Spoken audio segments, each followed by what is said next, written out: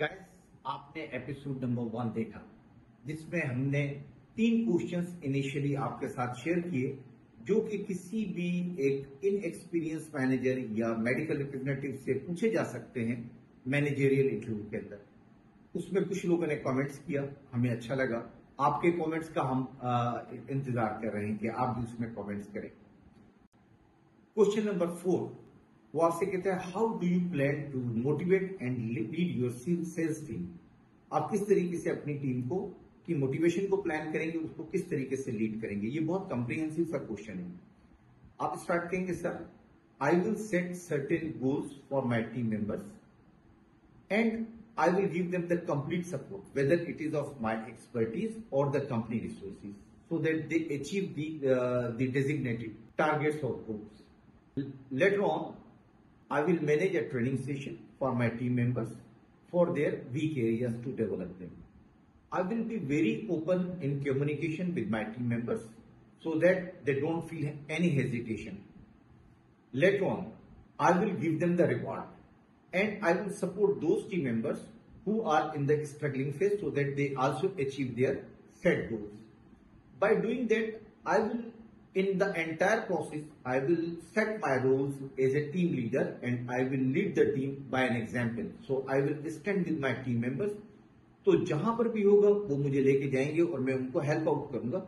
इस तरीके से मैं अपनी टीम को लीड करूंगा ताकि वो कामयाबी की मंजिल को तय कर सके। इस सवाल के अंदर से कई सवाल निकल सकते हैं, जिसमें एक इंपॉर्टेंट और रेलेवेंट सवाल यह है कि आप ट्रेनिंग किस चीज की देंगे।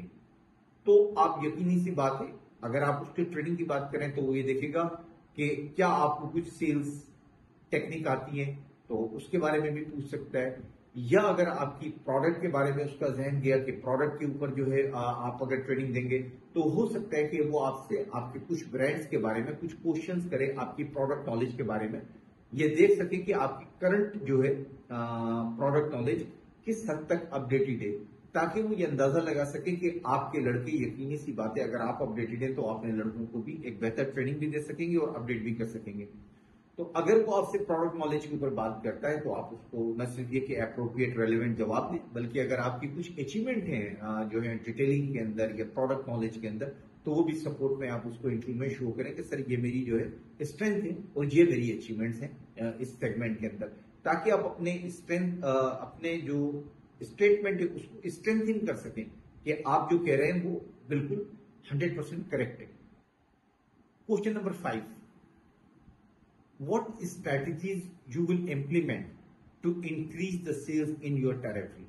तो आप कहेंगे, sir I will analyze the sales data of my team members, the total sales of my region, and then I will analyze the sales of each individual representative to know that what they are contributing in the total sales. I will use the Pinnacle skills to improve the sales in my area. First of all, I will analyze the problem. The problem is the sales. Then I will identify the root cause. Root cause means I will identify what is the contribution of each individual medical representative in the total sales, ताकि आपको ये पता चल सके कि अच्छा कौन सा टीम मेंबर है जो कि कम कंट्रीब्यूट कर रहा है। Then I will decide the action. Pinnacles A stand for the action, so I will go for the action. I will develop a strategy or a plan in consensus with the medical representative and with my expertise. Then, as I discussed, that Pinnacle C stand for the controlling, so I will control my action. And Pinnacle L stand for the lead and learning. अब मैं यहाँ से learn करूंगा कि मैंने जो है जो स्ट्रेटेजी इंप्लीमेंट करी है इससे कितना अच्छा रिस्पॉन्स आया और इसमें किस किस जगह के ऊपर एरिया ऑफ इम्प्रूवमेंट है, ताकि मैं स्ट्रेटेजिकल डिसीजंस लेके उस स्ट्रेटेजी को और बेहतर कर सकूं। Finally I will evaluate the results and will compare it with my set objectives के उसके मुताबिक मैंने उसको जो है वो अचीव कर लिया या नहीं किया। क्वेश्चन नंबर 6 आपसे इंटरव्यूअर पूछ सकता है, how do you handle a difficult team member who is under performing. अब आपने उसको यहां बताना है कि sir again I will use the pinnacle skills. अगर मेरे लड़के की प्रॉब्लम यह है कि वो किसी तरीके से प्रोडक्टिविटी उसकी नहीं है, तो अब जब मैं आइडेंटिफिकेशन की तरफ जाऊंगा तो मैं ये देखूंगा कि ये प्रॉब्लम जो है ये उसकी कोई हैबिचुअल लेकनेस की वजह से है या उसकी प्रोफेशनल लेकनेस की वजह से है। तो इसके थर्ड स्टेप को पिनिकल के इम्प्लीमेंट करूंगा और मैं तमाम डेटा को गैदर करूंगा और उससे ये कोशिश करूंगा, उससे मैं ये एनालाइज करूंगा कि प्रॉब्लम क्या है। अगर प्रॉब्लम सीरीज में है तो लड़के की टाइमिंग, लड़के की प्रेजेंस, लड़के की डिटेलिंग, लड़के की रिलेशनशिप, लड़के की प्रॉड नॉलेज, कहां पर प्रॉब्लम आ रही है, या दूसरे एंड के ऊपर लड़का जो है वो मिसिंग कर रहा है टेरिटरी के अंदर, लड़का टाइम के ऊपर नहीं पहुंच रहा है, लड़के का एटीट्यूड जो है वो डॉक्टर्स के साथ या केमिस्ट के साथ सही नहीं है, किस तरफ ये प्रॉब्लम है। तो मैं बेसिकली आइडेंटिफाई करूंगा और नेविगेट करूंगा, उसका डेटा जमा करने के बाद एक प्लान तरतीब दूंगा। जिस तरीके से भी उसकी प्रॉब्लम होगी उसके अगेंस्ट में एक प्लान बनाऊंगा।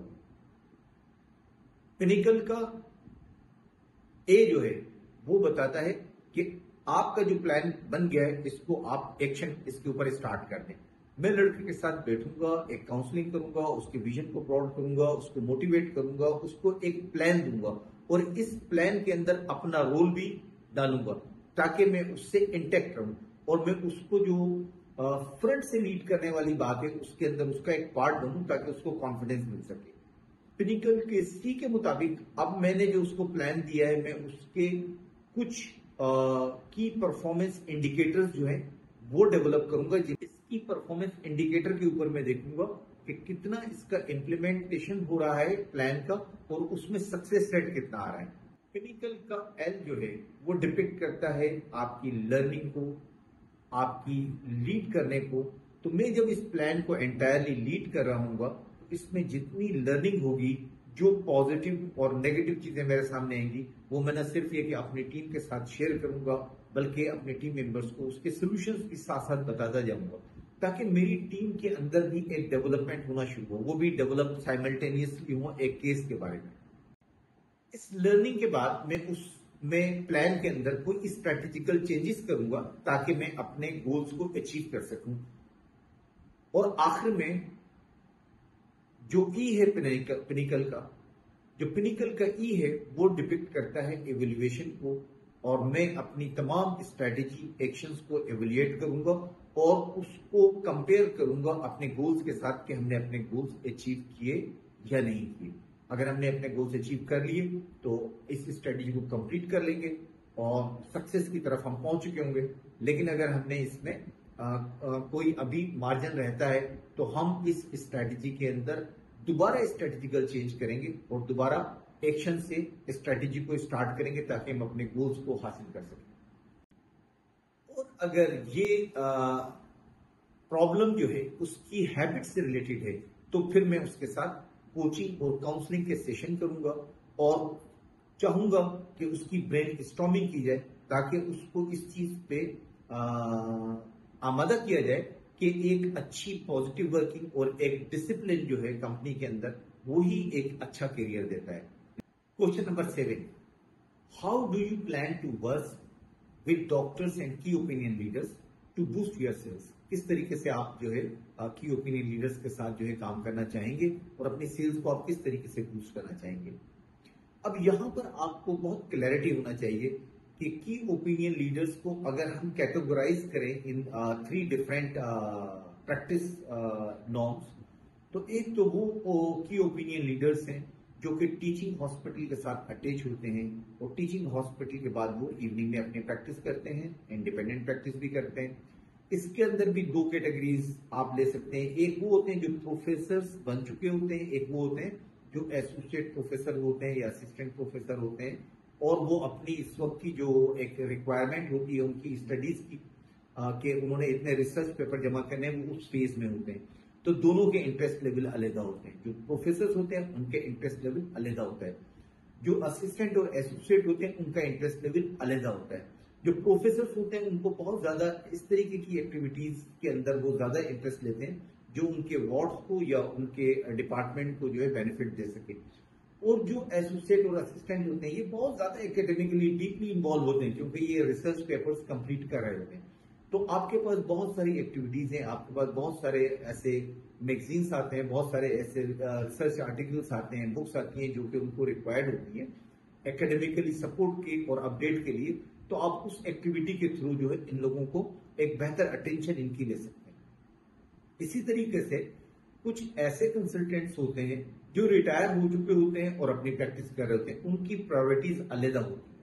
इसी तरीके से कुछ ऐसे कंसल्टेंट होते हैं जो कि अपनी स्टडी कंप्लीट करके आते हैं और स्पेशलाइजेशन के बाद वो किसी इंस्टीट्यूट से अटैच नहीं होते, या तो किसी प्राइवेट कॉलेज के साथ अटैच हो जाते हैं, या अपनी प्रैक्टिस जो है वो खुद करते हैं। इन डॉक्टर्स की जो अटेंशन हासिल करने के लिए जो रिक्वायरमेंट है, जो नीड है, वो डिफरेंट होती है। सो मैं अपने तमाम सीनियर डॉक्टर्स के ऊपर सबसे पहले काम करके ये कोशिश करूंगा कि मैं उनकी नीड को आइडेंटिफाई कर सकूं, ताकि मैं उन्हें बेहतर सर्विसेज प्रोवाइड करके एक ऐसा टाइम ले सकूं जिसके अंदर मैं अपने प्रोडक्ट के बारे में उनको बेहतर तरीके से एलोबरेट कर सकूं। इन डॉक्टर्स के साथ एकेडमिक एक्टिविटीज को प्लान करना एक कॉमन इंटरेस्ट की बात होती है। मिसाल के तौर के ऊपर बहुत सारे एरियाज के अंदर मैं CMEs प्लान कर सकता हूँ, उसमें बहुत सारे डॉक्टर्स को, जो सीनियर डॉक्टर्स हैं, उनको मैं स्पीकर लेके एज ए ब्रांड एम्बेसडर के तौर के ऊपर भी उनको लॉन्च कर सकता हूँ, और उनको एज ए सीनियर किसी एक अच्छे टॉपिक के ऊपर जो कॉमन उसका हो, उसके ऊपर मैं उनको लेक्चर देने के लिए भी इन्वाइट कर सकता हूँ, ताकि उनके साथ भी मेरे रिलेशन बेहतर हो और जिन डॉक्टर्स को मैं बुला रहा हूँ उनके साथ भी मेरे रिलेशन बेहतर हो।